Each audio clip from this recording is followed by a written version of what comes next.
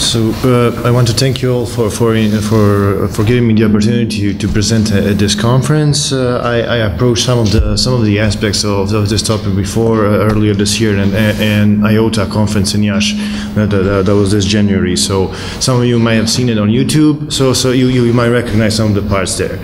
So not to go further along, the intensity of communist oppression of the religious communities in Yugoslavia was unrelenting throughout the years that Yugoslavia was governed by the communists. However, the methods varied from one period to the next, making the position of the Serbian Church in Yugoslavia a never-changing reality. The methods of oppression used by the Yugoslavian communists in the year after World War II were modeled by those of the Bolsheviks. For the Serbian Church on an institutional level, this meant complete disenfranchisement of the Church through the removal of all of her sources of finance, requisition of land and other properties, and the removal of the Church from all public life, including the removal of the Faculty of Orthodox Theology from the University of Belgrade in 1952. Furthermore, on a personal, that is individual level, physical abuse, illegal internments and killings were all a reality for the Orthodox Church in Yugoslavia as well. This was evident in the 1949 letter of the Patriarch Gavrilo to Tito, when he wrote that over 60 clergymen of the Serbian Church, including one bishop, were all jailed at that time, and that moreover in the period between 1946 and 1948, several bishops and metropolitans had been severely beaten, maltreated or otherwise abused. The Patriarch himself was denied entry back into Serbia after the communist takeover of the lands, and until mid-November of 1946. The other person of note that was denied entry was also now Saint Nikola Velimirovic. St. Justin himself was not spared such treatment.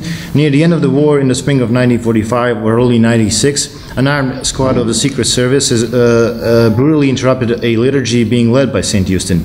His room was ransacked, and Easter eggs that St. Justin received from local children were broken open in search for hidden messages. St. Justin and another monk were taken into custody under armed escort, and they were held under suspicion of political subversion and submitted to various forms of interrogation, even possibly some forms of torture, for no less than 15 days. St. Justin and his companion were transferred to a Belgrade prison and were released after a week thanks to the intervention of the Metropolitan of Skopje, Josip Cvijovic, who was the acting head of the church at the time. St. Justin was moved to Monastery of Celje in 1948, where he spent the remainder of his life under constant surveillance, in what was essentially a house arrest. From the 1950s onwards, the public beatings and lynch mobs were replaced by a tight network of informants and other methods of covert surveillance. Informants have monitored sermons and the activities of numerous clergymen and reported on alleged hostile sentiments. Furthermore, the state engaged in a series of divide et impera practices that involved the use of informants and other means of subterfuge in order to incite schisms and breaks within larger religious organizations, with the ultimate goal of gaining control of these new splinter groups and ultimately their final dissolution. These activities ranged from open support and involvement in the establishment of national churches, such as the Macedonian and the Montenegrin Church, to establishment of priestly associations which were designed to sow discord between the ecclesial structures. Those priests who agreed to become members of these associations have received various privileges from the state, such as health care, pensions, easier travel arrangements, and so on. Refusal of membership, on the other hand, in these associations came at a high price, including intimidations and beatings. A study done in 2004 found that Orthodox priests were more likely to be found participating in these associations than others, for a multitude of reasons. These included the complete destruction of financial and social support from the church hierarchy, since these priestly associations offered both financial support and basic social services. While parts of the clergy seemed willing to accept this new social reality, the majority of the bishops were not. The minority of priests who remained outside the associations were described by the regime as closely connected with their bishops. The results of this divisive tactic were perceived as a success by the regime, and a report from 1957 boasts of a significant improvement in normalizing the relations between the state and the church, and more importantly, the report highlights the successful differentiation between the faithful, the lower clergy, and a section of the higher clergy from the most reactionary sections of the clergy which were antagonistic towards the new Yugoslavia. This, in short, was the context in which St. Justin reacted to the state-proclaimed good relations between the regime and the Serbian Church. The original manuscript of the article we are focused on today, that is, the truth about the Serbian Orthodox Church in communist Yugoslavia, was written in January of 1960 under the name The Memoranda on the Persecution of the Serbian Orthodox Church under Communists, but it was deemed too dangerous for publication at the time by St. Justin's superiors. Moreover, according to Atanasije Jevtić, the text was even shown to some of the bishops, who in turn would shake their heads, wave their hands, and put it away, out of fear of the one higher up. In the text, St. Justin offers an analysis of the situation in the Serbian Orthodox Church under the communist yoke. The probable goal of the article was to set the record straight and to combat the rosy image the communist authorities portrayed to the outside world, mainly in the United States. St. Justin offered an account of the ways in which communist authorities work towards the destruction of the Serbian Church. Today we will focus on one aspect in particular, namely those of priestly associations. They initially served as a collective platform for priests of those parishes and eparchies of the Serbian Church which were left without a bishop, which was an acute problem at the time. Even until 1951, some of the eparchies were left without a bishop, and were left on their own to manage all of the difficulties of leading a parish in the dire financial circumstances. However, these associations quickly became a tool of the state to encourage the disobedience of the member clergy to their bishops. The priestly associations are described by St. Justin as being, and I quote, point blank an agency of the secret service, end quote. And moreover, St. Justin continues, an anti-dogmatic, anti-canonical, anti-evangelical, anti-ecclesial monstrosity, an apocalyptic beast disguised as a social welfare angel, end quote. St. Justin claims in the text that aside from the leadership, who are communists, all other priests are in the association as a result of being pressured by the secret service. The activity of the association is described by St. Justin as, quote, not belonging to the Church either by its essence or by its actions, since its very existence is aimed against the Church by causing scandals and destroying the Church. Even if the association performs activities in the name of the Church, it does so only as a communist Trojan horse. End quote. His assessment of almost all aspects of the activities of the priestly associations against the Serbian Church were pretty much confirmed by the released internal memos of the Committee for Religious Matters. However, in the case of the number of the willing priests in the association, St. Justin had been unfortunately over-optimistic. In the reports from the year this text was written in, that is in 1959, almost all regional communist authorities in Serbia were reporting excellent cooperation of priests with the regime, while the bishops and often younger priests were described as being problematic because bishops have disciplined those priests who were members of the association. St. Justin himself is described as the darkest persona of the Serbian Church. And finally, in this letter, more than anything, it shows several outstanding virtues of St. Justin vis-à-vis a questionable church authority, and by extension, his understanding of primacy, and these virtues would be, just to name a few, humility, patience, and obedience. St. Justin was painfully aware of the interference of the communist authorities in the election of the Patriarch during his lifetime, as we can read from the memoranda, and I quote, "The atheist dictatorship has up until now selected 2 patriarchs, and in doing so has cynically trampled on the rights of the Church and on her holy dogmas as well," end quote. It seems likely that for those so-called zealots or traditionalists who invoke the name of St. Justin today, a situation such as this would almost certainly have been a cause for schism and accusations of apostasy. Consider, for example, the cases of the so-called Serbian True Orthodox Church or the recent case of the frog bishop Artemije. In this regard, one must recall St. Justin himself never went against the will of the Patriarch, the Synod, or the Sabor of the Serbian Church. This includes his willingness to postpone the publication of the memoranda we are discussing here. Did he have disagreements with the church leadership? Of course he did. But his approach showed a true understanding of conciliarity, a sense of responsibility for the unity of the church, and respect for the authority of the church above everything else. The letters he sent to the Synod regarding the participation of the Serbian Church in the preparation of the Eighth Ecumenical Council, as it was called at the time, prove this in an excellent manner. For example, both of the letters, the one from 1971 and the one from 1977, were undersigned as coming from the unworthy Archimandrite Justin.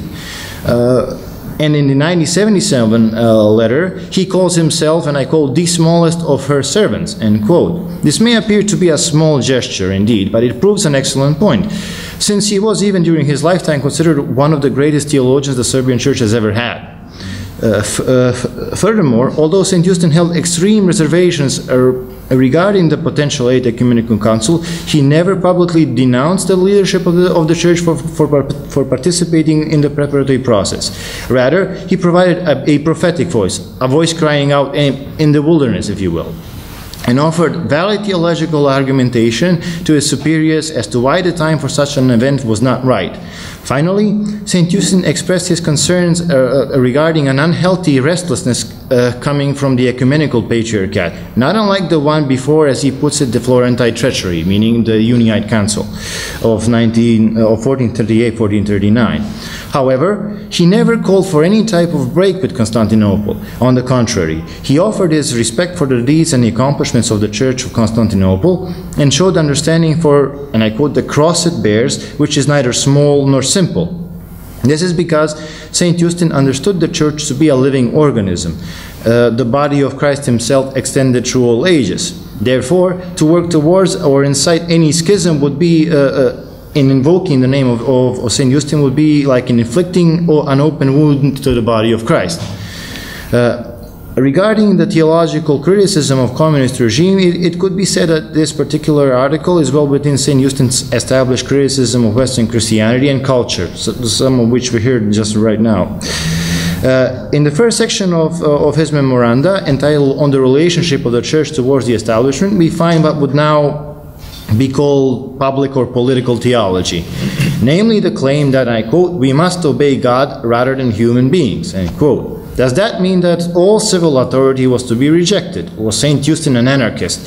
The answer is unsurprisingly no. St. Justin sees authority as God-given in principle, based on Romans 13, and as the intended regulator of the divine order of things and a protector against anarchy. Moreover, loyalty to civil authority is dependent on its role as, and I quote, the sword against those who do evil, end quote. And when that sword turns against the Church and its members, the oath of loyalty to such authority is broken. At that point, it becomes a duty of all Christians to fight it with evangelical means. What St. Justin understands by evangelical means is not clarified here and will be explored in the final version of the text.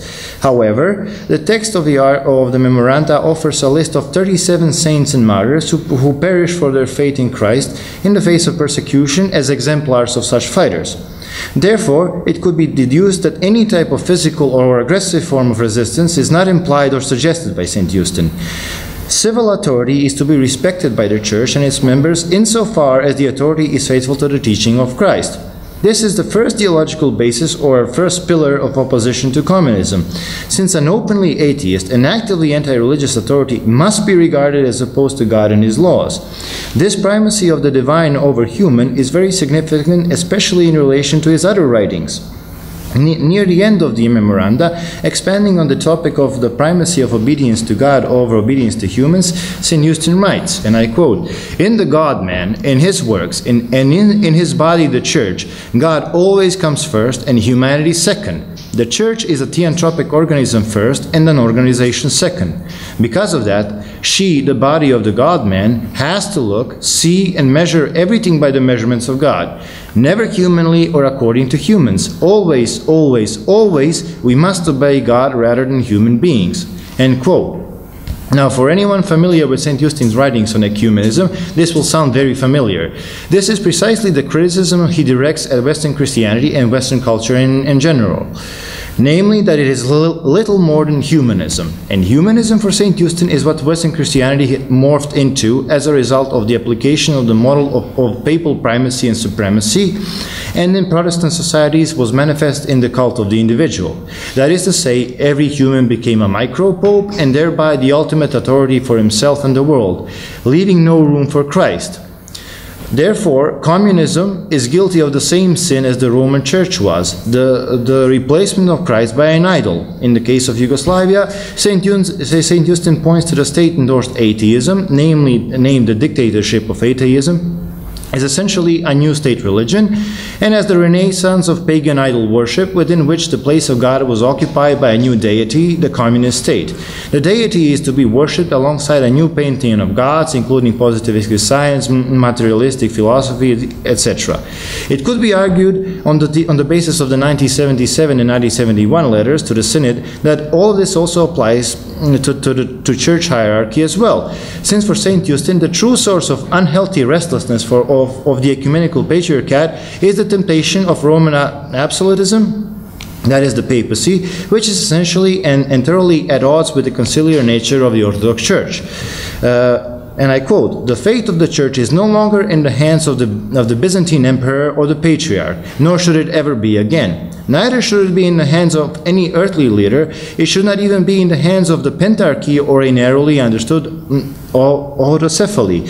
Should we today take the road of the fallen Rome or some other second or third one like it?" End quote. In conclusion, in spite of some differences, communists of Yugoslavia in their war against religion and the persecution of religious groups were not much different from their Soviet counterparts. Even St. Justin, in spite of his relative fame, was in a sense powerless to stop their disruptive activities aimed against the Serbian Church.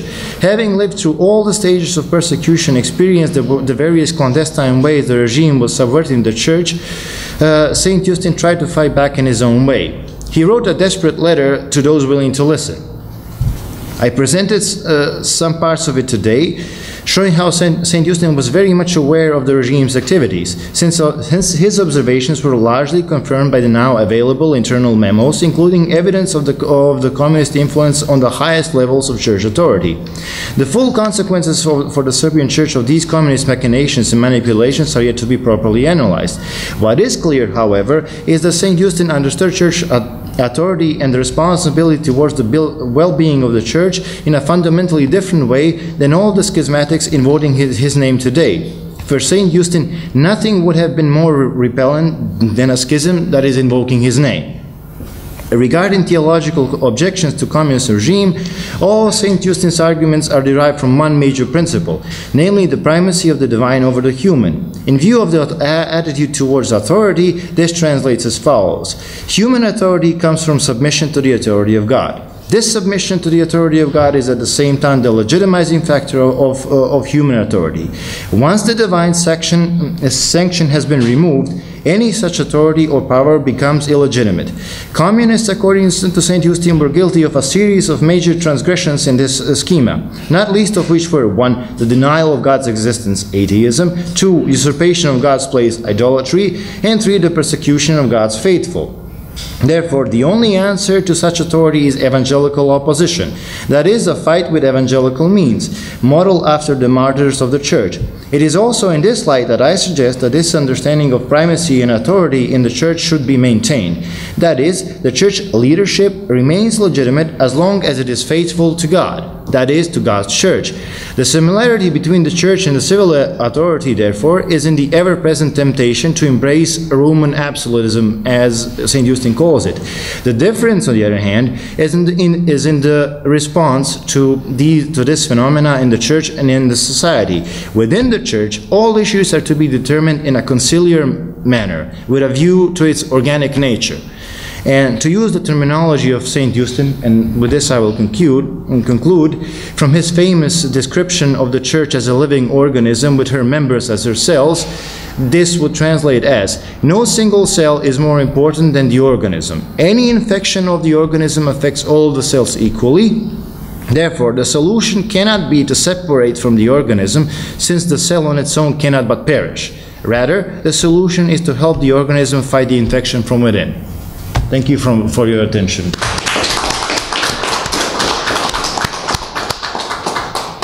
Thank you for the presentation and for the discipline, for the time discipline. So we have a little bit more time after the last presentation for questions and comments. Please. It's the reaction of the social scientists. Wait a second, the microphone is coming here. a reaction from a social scientist. The last remark you made, people have studied the Fourth Crusade, the capture of Constantinople. They've described the secularization of the Catholic Church beginning in that period and its creation of ecclesiastical colonies all over the Eastern and the European before they get to South America and to Asia. How can we apply what Father Justin just said in your summary to such a deep historical movement that's been going on for 7 centuries within the Catholic Church, which is profoundly secularized? How can we, because it's already started out outside what I imagine Father Justin imagines to be the Church. Yeah. Well, I guess the answer to all of the issues in papacy from his perspective, all the issues in the Roman Catholic Church lie in the problem of the papacy. That is the rule of one singular person as opposed to the principle of conciliarity, and with the reform that is started in the Second Vatican Council, the idea to move towards a more episcopal model in the Western Church is trying to revert back to this state that is much closer to Orthodox understanding of the Church, and even with Pope Francis, what he's doing now to try to expand the College of the Cardinals, to try to expand the power of the College of the Cardinals. He's trying to impose a more conciliar model, which is supposed to undo some of the damage of this triumphalist papalist church of 1819 and the earlier centuries, which were again which was again a response to some of the accusations, some of the historical developments of Protestantism. I mean, it's I think we heard it today, and we probably hear it more times during the conference. Context matters for every type of discussion. Why the Roman Catholic Church responded to closing its ranks behind the Pope with the First Vatican Council is, I guess, known, and now there's sort of an opening. And how would Saint Justin's model apply in the Roman Catholic Church? I think what we could do in the Roman Catholic Church is focus more his idea of conciliarity, and that, as he understood it, that there is individual responsibility on every bishop. We can't turn for every decision. We cannot turn to Rome, because I don't know if that answers your question, but that's my kind of what I take away from Orthodox theology that I would like to implement more in Roman Catholic theology. This kind of a better understanding of conciliarity, and there is no need to run for everything to Rome. And I think what Pope Francis is doing now, when he said, I am first and foremost just a bishop of Rome, and then everything else. That is, I think, a step in the right direction, where he understands himself as a local bishop, which has some special privileges, not akin to what's going now in the Patriarch of Constantinople. So that, I guess, some sort of primacy will have to be maintained, but it will be severely curtailed via canon law or something else. Yeah. It's a interesting and tricky thing, because I agree, but the point is that the fact that Pope Francis, I think for the first 2 months, he never said I am the Pope, but always said I am the Bishop of Rome after his election, and conservative Catholics took that as, okay, he does not want to be the Pope. So we do have a Pope. Benedict is still alive, and then we and it's keep him in reserve. We have and now just if I may, I just yesterday read someone from these conservative circles in Italy.